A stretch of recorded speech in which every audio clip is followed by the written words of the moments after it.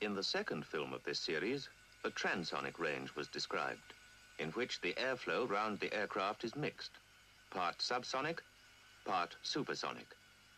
The dark green represents regions of subsonic flow, the light green supersonic.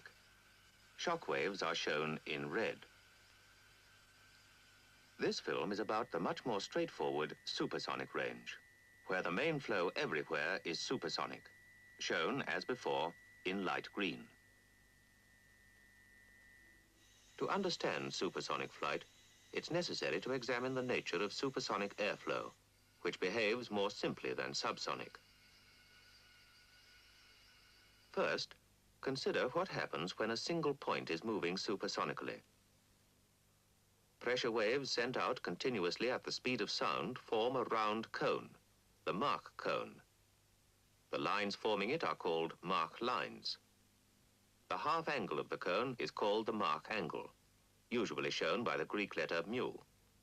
The size of this angle depends on the ratio of the point's forward speed to the speed of sound, that is, on the Mach number.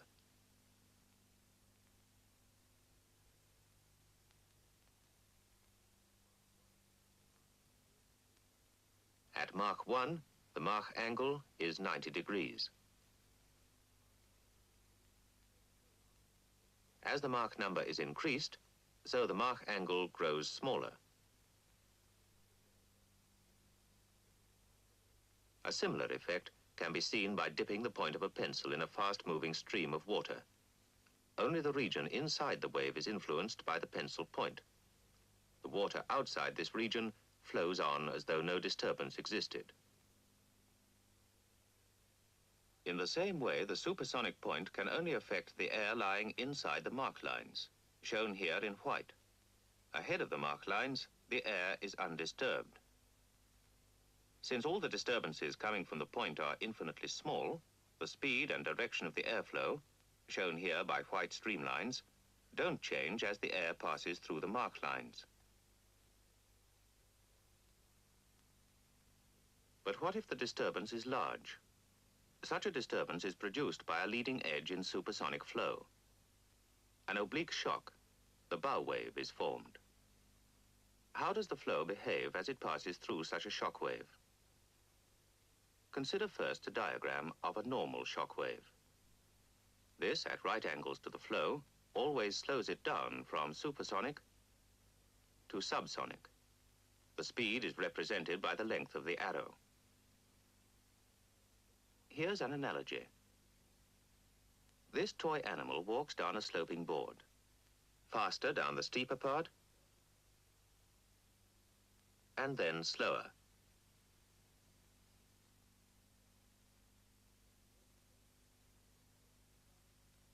Here's the same thing seen from directly above, supersonic, subsonic.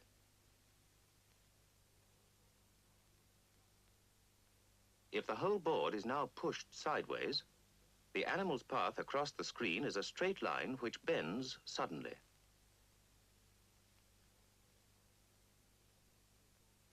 In just the same way, imagine a uniform sideways velocity superimposed on the airflow. This will not be affected by the shock wave and will be the same on both sides of it. The resultant airflow is now like this, exactly as it was for the animal. It's now supersonic past the shock wave, but slower than ahead of it. If now the whole picture is turned round, so, nothing is changed. The shock wave is oblique to the airflow and has deflected it and slowed it down. Pressure always increases when velocity is lower.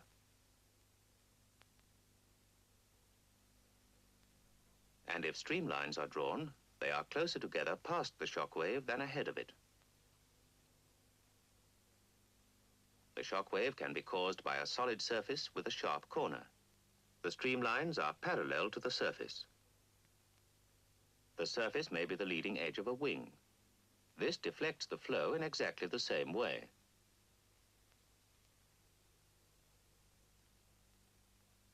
This supersonic wing section has another kind of sharp corner. Here, just the reverse happens. The streamlines move further apart, the speed increases, the pressure falls. After turning the corner, the streamlines are parallel to the new surface. This is called an expansion. How does it happen? Consider a streamline very close to the surface. The influence of the sharp corner will be felt along a mark line at the appropriate mark angle, just as the influence of the pencil point is confined to the region bounded by the mark lines. None of the streamlines will be affected until they reach this mark line. As soon as they pass it, they bend slightly and move further apart. The influence of the corner is at once felt along a new mark line, and the streamlines bend again, and so on. An expansion at a corner can be looked on as a series of tiny changes in direction, pressure, and speed. The expansion ends at the mark angle corresponding to the final speed and direction of the flow. So it is confined to a fan-shaped region between the first and last mark lines. Inside this region, pressure, direction, and speed change smoothly, unlike the shock wave case, where there's a sudden change in direction and pressure. But in both cases, supersonic flow wheels round to follow the new surface with little disturbance. Here it is obstructed and so slows down, whilst here it's been helped on its way, so it speeds up. Compare the behavior of subsonic flow round a similar corner, shown here in a smoke tunnel. The airflow slows down suddenly, and the pressure increases. The boundary layer separates and breaks down the streamline flow. So sharp corners like this are avoided on subsonic aircraft. Supersonic flow behaves much more smoothly and simply. Boundary layer separation is relatively unimportant. How do these facts about supersonic flow affect the design of actual aircraft? Here's a wing section which would give lift at supersonic speeds, a thin, flat plate. Here is the flow pattern. On the upper surface, the pressure is less than atmospheric, as there's an expansion at the leading edge and a shock wave at the trailing edge. On the lower surface, the opposite happens, and the pressure is greater than atmospheric.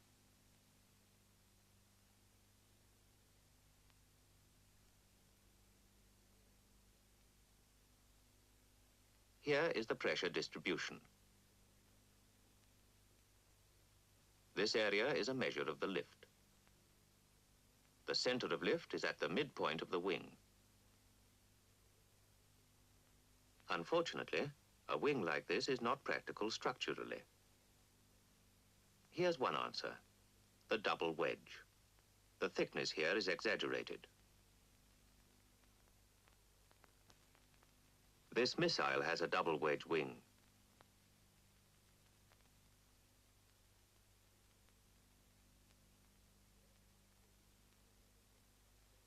Here's an actual wind tunnel picture taken by Schlerin Photography at Mach 1.8.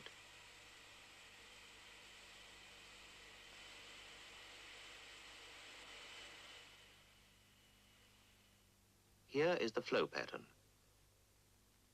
The sharp corners on upper and lower surfaces couldn't be used on a subsonic wing because of flow separation.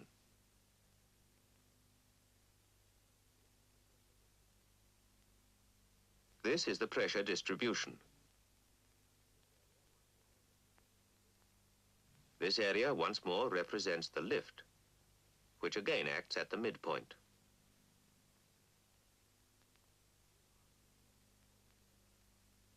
Two arcs of circles go to make another possible section, the biconvex aerofoil. The thickness here is again exaggerated. After passing through the shock wave at the leading edge, the air speeds up gradually round upper and lower surfaces, and the pressure is reduced on both. Here's the pressure distribution. This area represents lift, which again acts at mid-chord. Here's a Schlieren wind tunnel picture.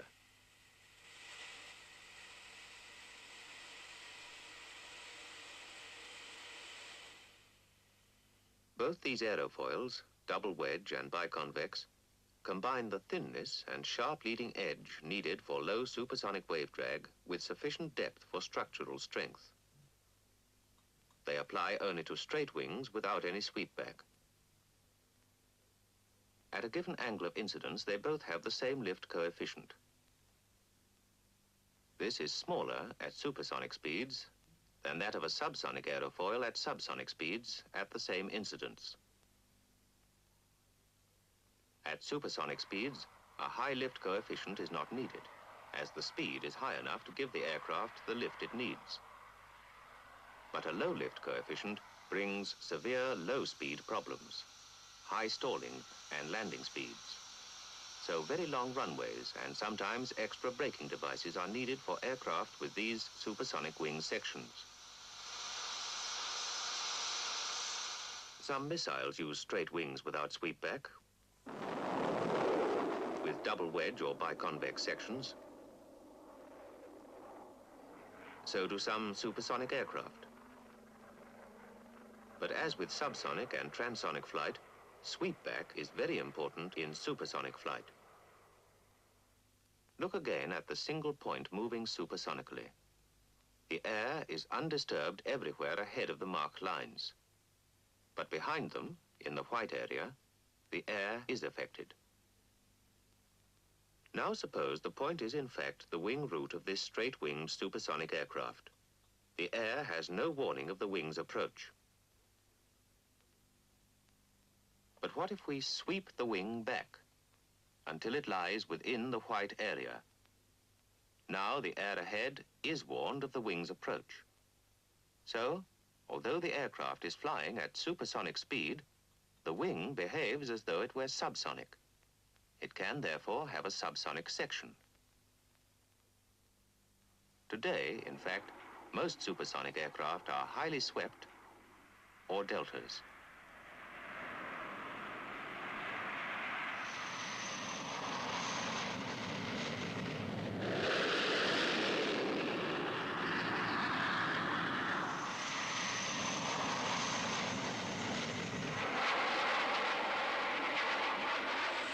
These aircraft do in fact have very thin subsonic wing sections with high enough lift coefficients at low speeds to avoid serious stalling and landing troubles.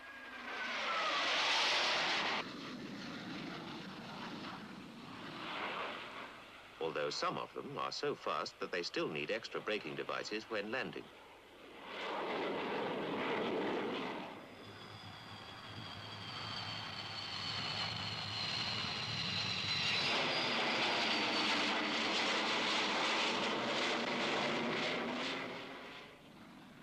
The higher the speed at which an aircraft is designed to fly, the more highly swept it must be, so that the leading edge remains inside the marked lines. But there are limits beyond which the aircraft becomes difficult to handle, both at low and at supersonic speeds. So the choice is between straight wings, usually short and of low aspect ratio for sufficient strength, or highly swept, or delta wings. What decides the plan form of a particular supersonic aircraft? It's a compromise between many factors, a very important one of which is supersonic drag. Take a delta planform such as this. Plot its drag against Mach number. The curve is like this.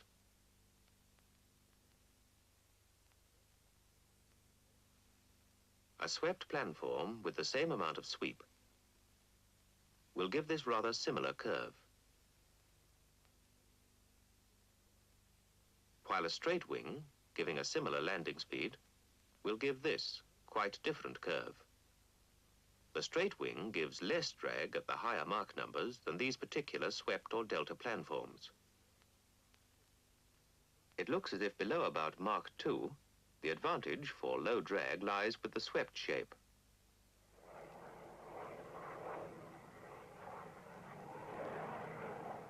Or with the delta.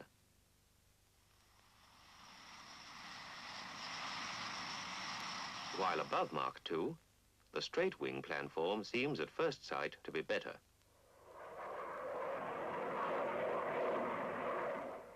But drag can be reduced still further above Mach 2 by increasing sweep still more, provided the low-speed problems can somehow be overcome.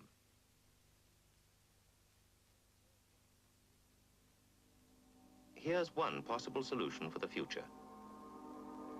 Vertical takeoff.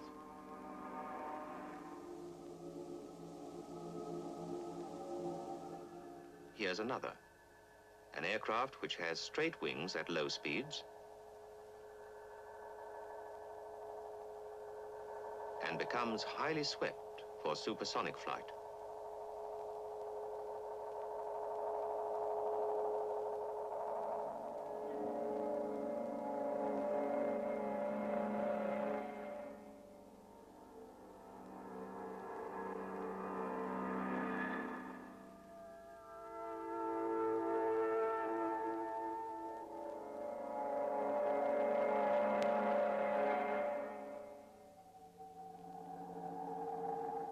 Shapes like these may well be the supersonic airliners of the future.